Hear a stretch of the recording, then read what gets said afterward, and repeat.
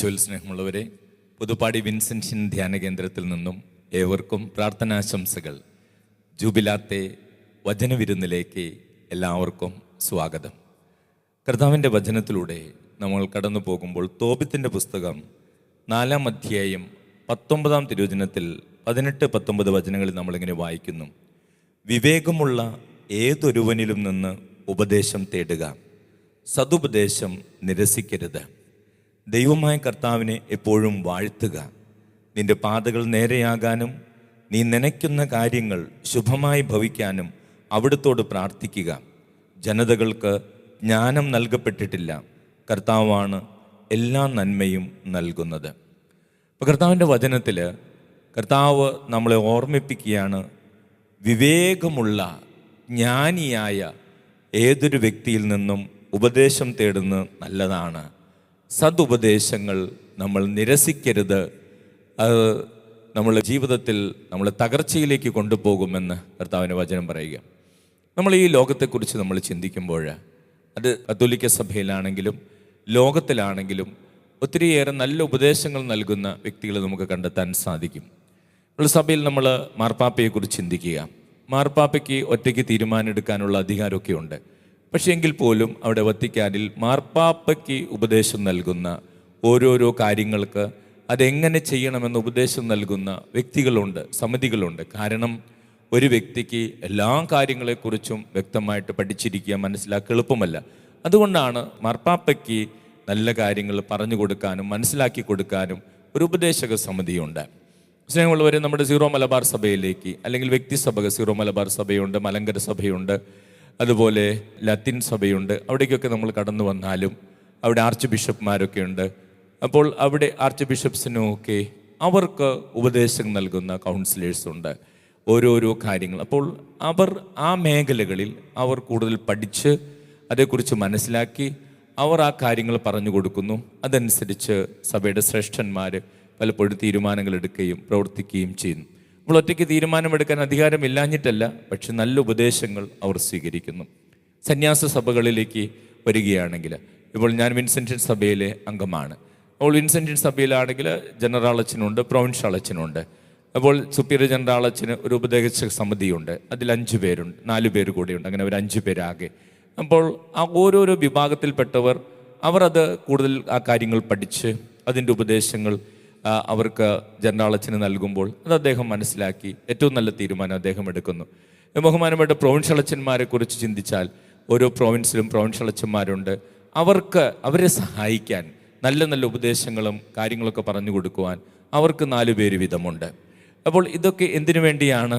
അപ്പോഴാണ് നല്ല തീരുമാനത്തിലെത്തുവാൻ നമുക്ക് സാധിക്കുക. അതാണ് വചനം പറയുന്നത്, വിവേകമുള്ള ജ്ഞാനമുള്ള ഏതൊരു വ്യക്തിയിൽ നിന്നും ഉപദേശം തേടുക, സതുപദേശം നിരസിക്കരുത്. ഇത് സഭയുടെ കാര്യങ്ങളാണെങ്കിൽ നമ്മൾ ലോകത്തിലേക്ക് കടന്നു വന്നാൽ, നമ്മുടെ രാജ്യത്തിലേക്ക് കടന്നു വന്നാൽ, പ്രധാനമന്ത്രിയെക്കുറിച്ച് ചിന്തിക്കുമ്പോൾ ഈ രാജ്യത്തുള്ള എല്ലാ കാര്യങ്ങളും പഠിച്ച് എല്ലാ കാര്യങ്ങളിലും തീരുമാനങ്ങൾ ഒറ്റയ്ക്കെടുക്കുകയാണോ പ്രധാനമന്ത്രി ചെയ്യുന്നത്? തീർച്ചയായിട്ടുമല്ല. പ്രധാനമന്ത്രിയെ ഉപദേശിക്കാനും സഹായിക്കാനും ഒത്തിരിയേറെ ആളുകളുണ്ട്. ഓരോരോ കാര്യങ്ങൾ, ഓരോ മേഖലയിലെ കാര്യങ്ങൾ കൃത്യമായി പഠിച്ച് മനസ്സിലാക്കി ഇപ്രകാരം പ്രവർത്തിച്ചാൽ നല്ലതായിരിക്കുമെന്ന് പ്രധാനമന്ത്രി ഉപദേശിക്കുന്നു. അദ്ദേഹം കൂടെ അതിനെക്കുറിച്ച് ആലോചിച്ച് ഒരു ഉചിതമായ തീരുമാനമെടുക്കുന്നു. ഇതുതന്നെയാണ് നമ്മുടെ നാട്ടിലേക്ക്, കേരളത്തിലേക്ക് കടന്നു വന്നാൽ മുഖ്യമന്ത്രി എടുത്താൽ മുഖ്യമന്ത്രി പലപ്പോഴും ഒറ്റയ്ക്കായിരിക്കില്ല തീരുമാനങ്ങൾ എടുക്കുന്നത്. അതിന് മുഖ്യമന്ത്രിക്ക് കാര്യങ്ങൾ, ഓരോരോ മേഖലയിലെ കാര്യങ്ങൾ പറഞ്ഞു കൊടുക്കാൻ ആളുകളുണ്ട്. അങ്ങനെ അവിടെ നിന്ന് ഉപദേശം സ്വീകരിച്ചിട്ടാണ് മുഖ്യമന്ത്രിമാരും പ്രവർത്തിക്കുന്നത്. അപ്പോൾ സ്നേഹമുള്ള ഒരു ജീവിതത്തിൻ്റെ സമസ്ത മേഖലകളിലേക്ക് നമ്മൾ കടന്നു ചെന്നാൽ നമുക്ക് മനസ്സിലാക്കാൻ സാധിക്കുന്നത്, കൂടുതൽ കാര്യക്ഷമമായി കൂടുതൽ നന്മയോടുകൂടെ നന്നായിട്ട് പ്രവർത്തിക്കാൻ ആഗ്രഹിക്കുന്ന ഏതൊരു വ്യക്തിയും കൂടുതൽ ജ്ഞാനമുള്ളവരിൽ നിന്ന്, അറിവുള്ളവരിൽ നിന്ന് ഉപദേശം സ്വീകരിക്കുന്നു. ഇത് തന്നെയാണ് തോബിത്ത് തൻ്റെ മകന് പറഞ്ഞു കൊടുക്കുന്ന മനോഹരമായ ഉപദേശം. വിവേകമുള്ള ഏതൊരു വ്യക്തിയിൽ നിന്നും ഉപദേശം തേടുക, സതുപദേശങ്ങൾ ഒരിക്കലും നിരസിക്കരുത്. എന്നിട്ട് കർത്താവിൻ്റെ വചനത്തിൽ പറയുകയാണ്, ദൈവമായ കർത്താവിനെ എപ്പോഴും വാഴ്ത്തുക. നിന്റെ പാതകൾ നേരെയാകാനും നീ നനയ്ക്കുന്ന കാര്യങ്ങൾ ശുഭമായി ഭവിക്കാനും അവിടുത്തോട് പ്രാർത്ഥിക്കുക. ജനതകൾക്ക് ജ്ഞാനം നൽകപ്പെട്ടിട്ടില്ല, കർത്താവാണ് എല്ലാ നന്മയും നൽകുന്നത്. അപ്പോൾ അതിൻ്റെ അർത്ഥം എന്താണ്?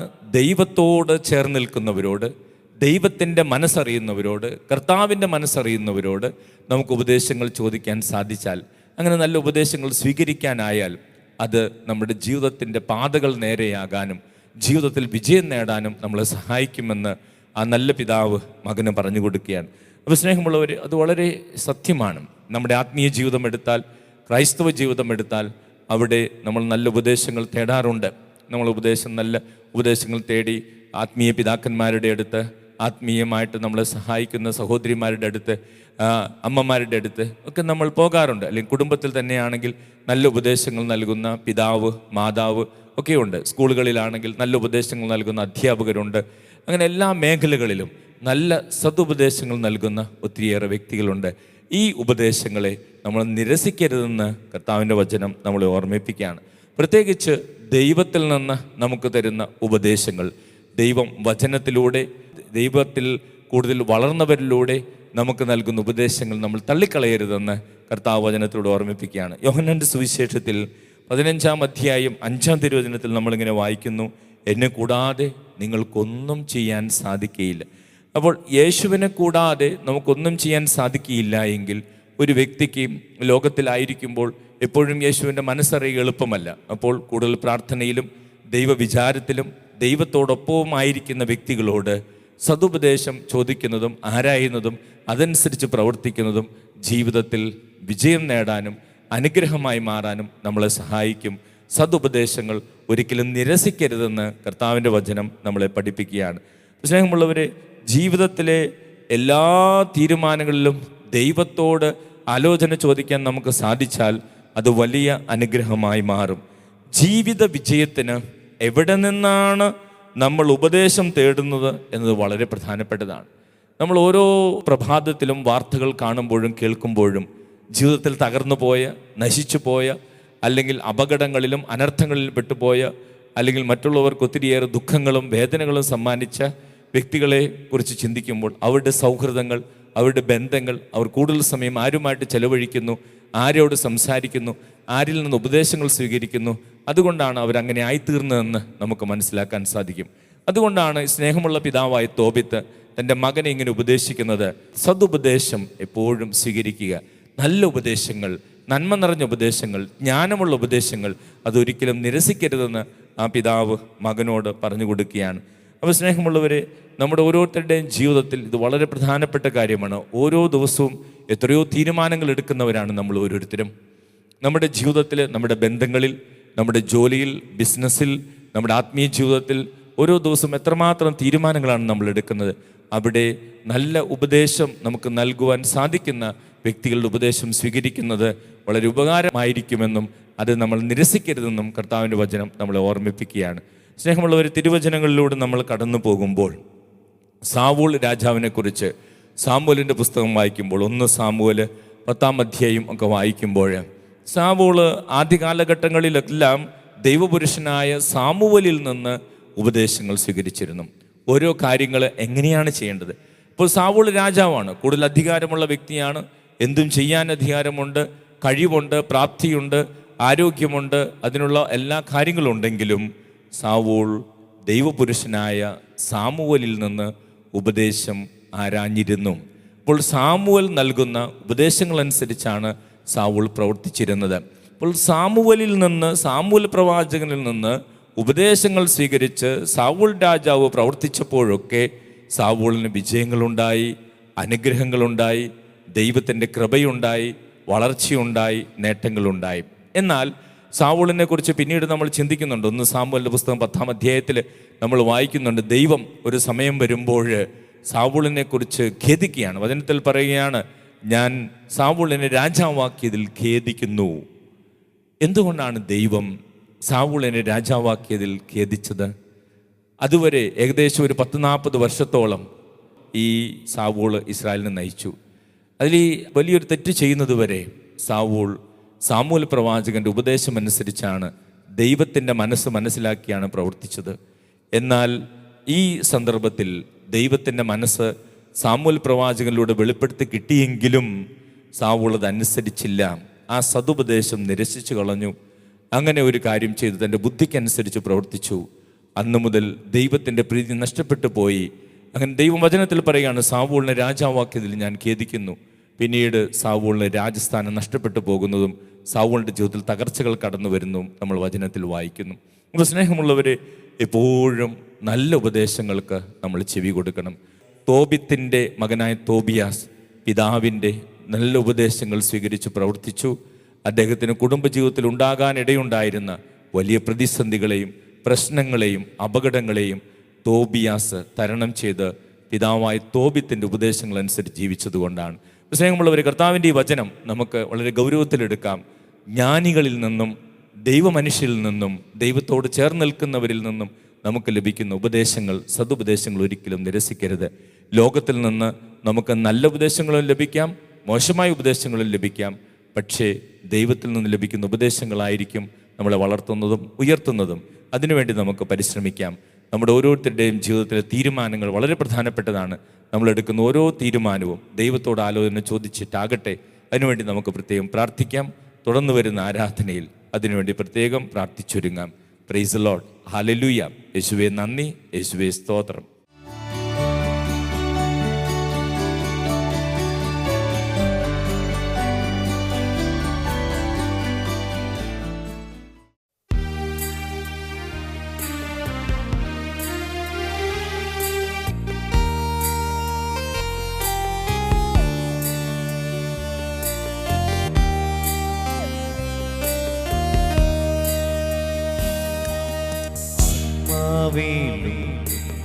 സത്യത്തിലും ആരാധിക്കാൻ വരൂ, സത്യദൈവ സുനുവിനെ നിത്യവും വാഴ്ത്തിടാം. ആത്മാവിലും സത്യത്തിലും ആരാധിക്കാൻ വരൂ, സത്യദൈവ സുനുവിനെ നിത്യവും വാഴ്ത്തിടാം. ആരാധന ആരാധന ആരാധന യേശുവേ. Hallelujah hallelujah hallelujah hallelujah.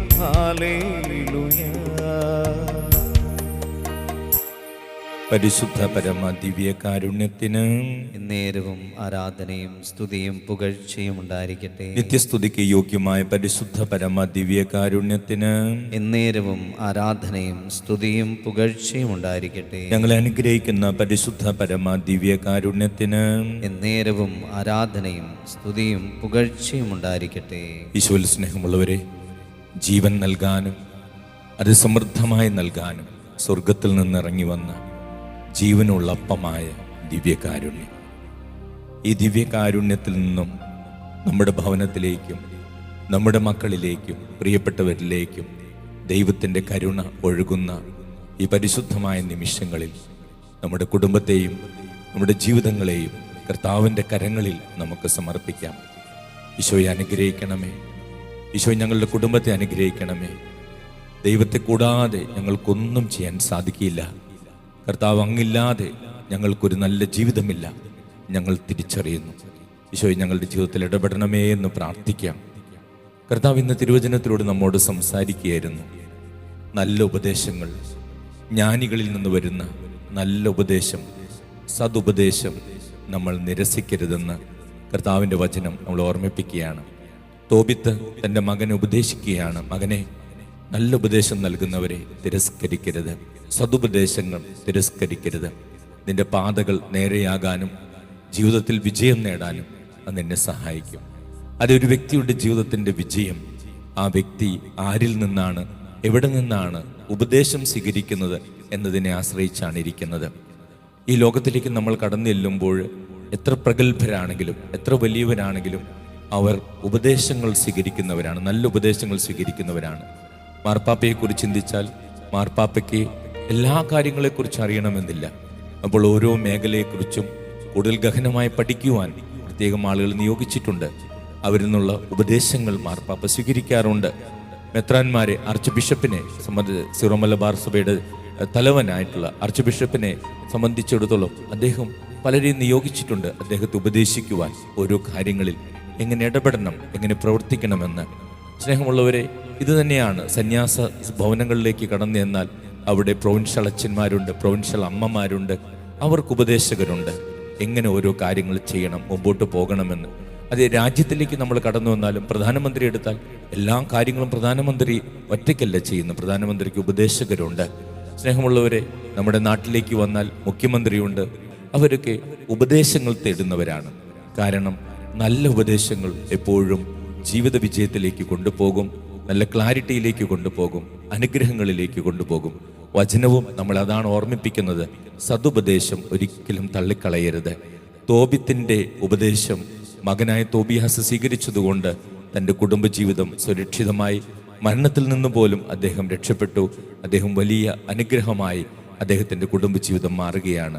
സ്നേഹമുള്ളവർ, ഉപദേശം തിരസ്കരിക്കുമ്പോൾ അത് അപകടങ്ങളിലേക്ക് പോകുന്നു.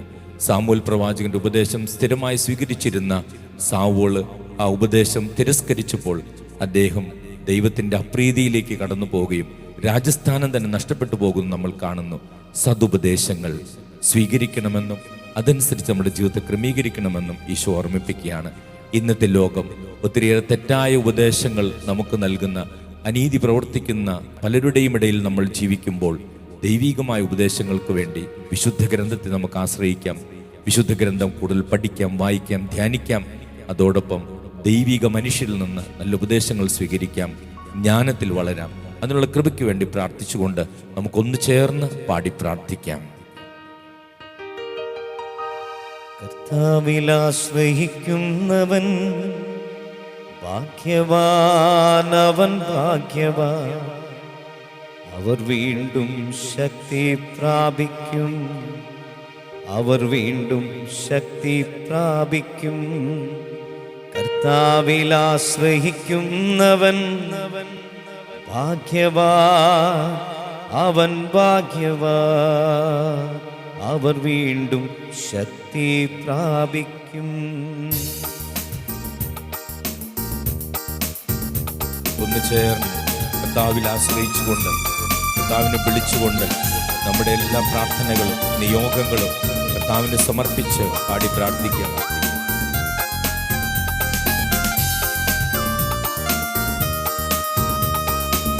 കർത്താവിലാശ്രയിക്കുന്നവൻ ഭാഗ്യവാൻ, അവൻ ഭാഗ്യവാൻ. അവർ വീണ്ടും ശക്തി പ്രാപിക്കും, അവർ വീണ്ടും ശക്തി പ്രാപിക്കും. കർത്താവിലാശ്രയിക്കുന്നവൻ ഭാഗ്യവാൻ, അവൻ ഭാഗ്യവാൻ. അവർ വീണ്ടും ശക്തി പ്രാപിക്കും, അവർ വീണ്ടും ശക്തി പ്രാപിക്കും. തളർന്നവൻ അവിടുന്ന് ഫലം നൽകുന്നു, ദുർബലന് ശക്തി പകരുന്നു. തളർന്നവൻ അവിടുന്ന് ഫലം നൽകുന്നു, ദുർബലന് ശക്തി പകരുന്നു. യുവാക്കൾ പോലും തളരുകയും ക്ഷീണിക്കുകയും ചെയ്തേക്കാം, യുവാക്കൾ പോലും തളരുകയും ക്ഷീണിക്കുകയും ചെയ്തേക്കാം. ചെറുപ്പക്കാർ പോലും ശക്തിയറ്റു വീഴാം. കർത്താവിലാശ്രയിക്കുന്നവൻ ഭാഗ്യവാൻ, അവൻ ഭാഗ്യവാൻ.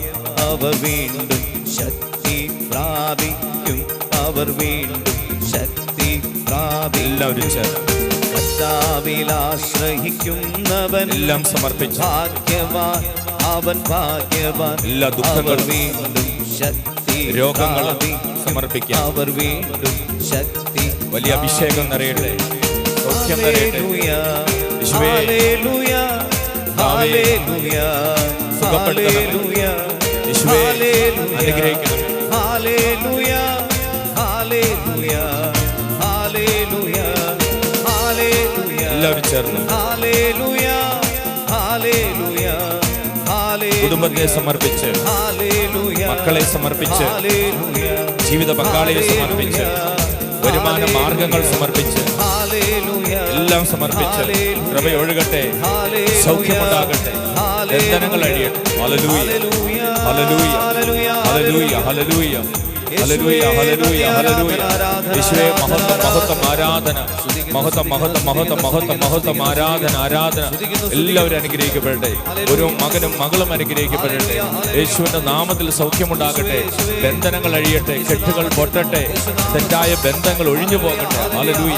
യേശുവേ, ആരാധന, മഹത്വം, മഹത്വം, മഹത്വം, മഹത്വം, ആരാധന, ആരാധന, ആരാധന, മഹത്വം, മഹത്വം, മഹത്വം, മഹത്വം, മഹത്വം, മഹത്വം. സ്നേഹമുള്ളവരെ, ജീവിത വിജയത്തിന് നമ്മൾ എവിടെ നിന്നാണ് ഉപദേശം സ്വീകരിക്കുന്നത് വളരെ പ്രധാനപ്പെട്ടതാണ്. കർത്താവിൽ നിന്നാണ് പ്രധാനമായും നമ്മൾ ഉപദേശം സ്വീകരിക്കേണ്ടത്.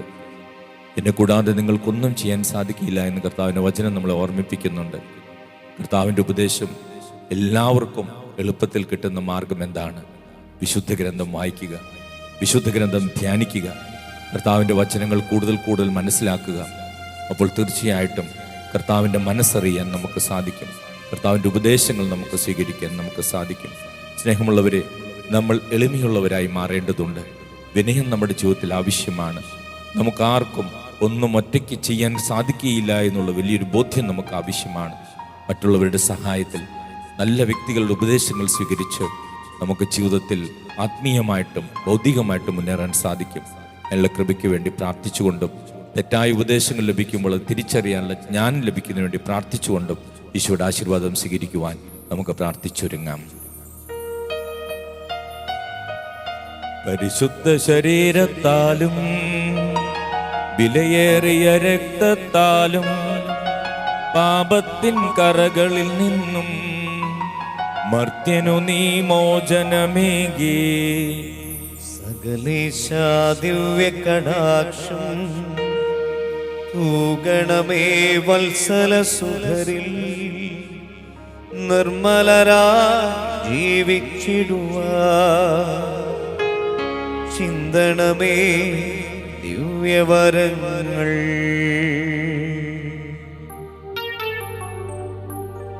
ഈശോയെ എന്നെ തൊടണേ, ഈശോയെ എന്നെ തൊടണേ.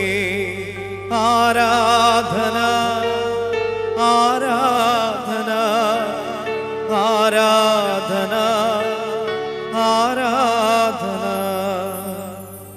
പരിശുദ്ധ പരമ ദിവ്യകാരുണ്യത്തിന് എന്നേരവും ആരാധനയും സ്തുതിയും പുകഴ്ചയും ഉണ്ടായിരിക്കട്ടെ.